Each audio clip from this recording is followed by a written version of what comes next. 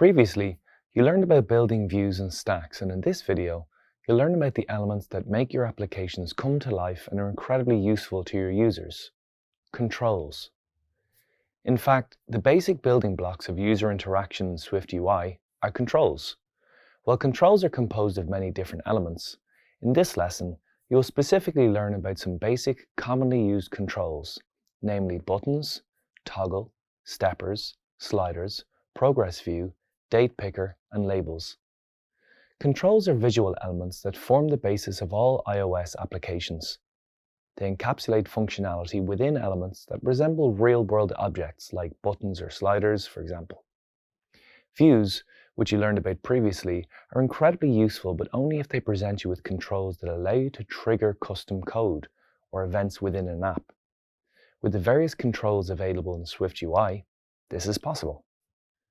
Controls are included in the SwiftUI framework by default, as they'll be used repeatedly in your apps throughout your app development career. Because of their complexity, it'll be a waste of time to write the code for controls over and over again. Additionally, controls are intuitive. They translate actions well from the real world to users' devices. Now let's explore some of the most commonly used controls in SwiftUI. The first control is buttons. In SwiftUI, buttons use closures to execute actions. When you write code for a button, you must include what the button should look like and what action it should perform. Next is the toggle control.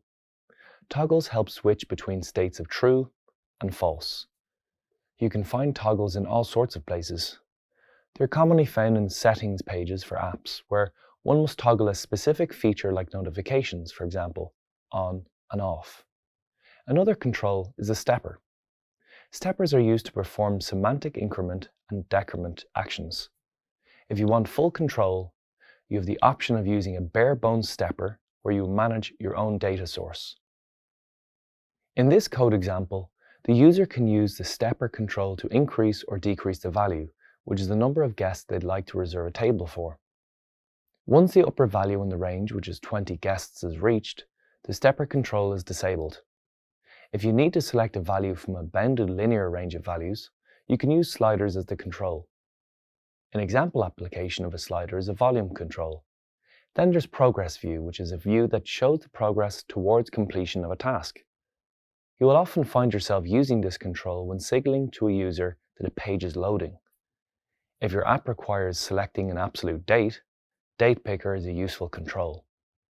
Under form or list, the date picker control appears as a single list row that you can tap to expand to the date picker, just like the default Apple Calendar app.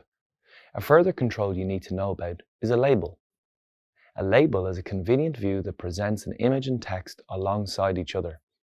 Here, Little Lemon's lemon icon is displayed alongside the text website. Labels are everywhere in iOS and are particularly useful for labeling things such as menu items or settings in an application. In this video, you learned about some of the useful basic controls for SwiftUI that you'll probably find yourself using to build your apps daily.